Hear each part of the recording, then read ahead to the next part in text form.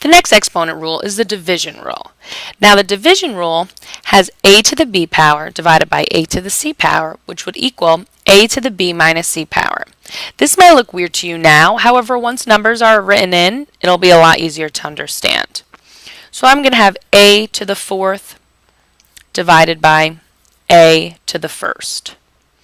So if I were to write this out, I would have a times a times a times a divided by a.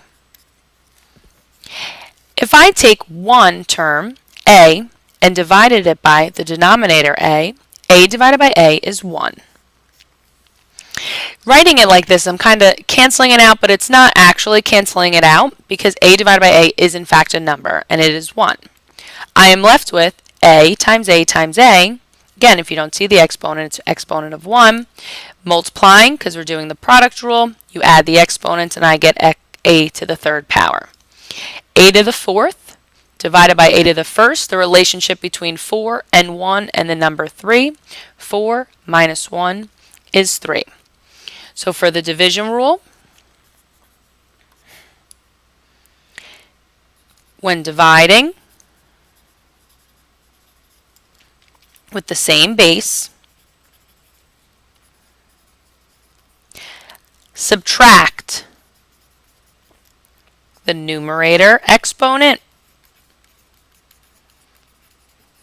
with the denominator exponent.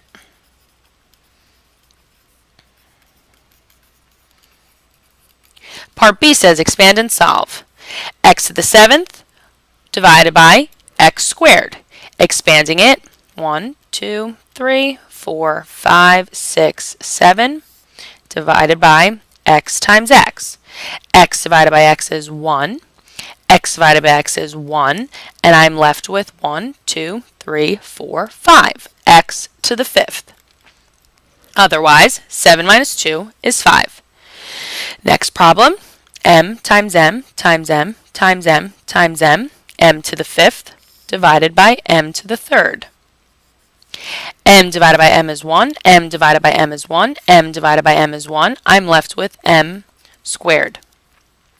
P to the 7th divided by p to the 6th. I would write 7 p's in the numerator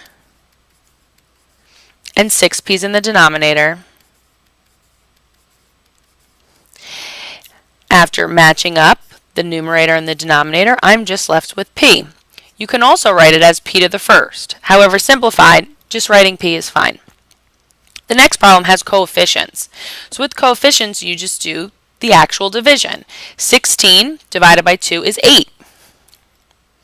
A to the 5th, 1, 2, 3, 4, 5, divided by a squared. A divided by a is our 1. I'm left with 8a to the 3rd. The next problem is 28 divided by 4, which we know is 7. I have 3 m's on the top and 2 p's on the top. I have 1 m on the bottom and 1 p in the bottom as well. Matching up m's and m's, matching up p's and p's, I'm left with 7m squared p. Please complete the rest of the page.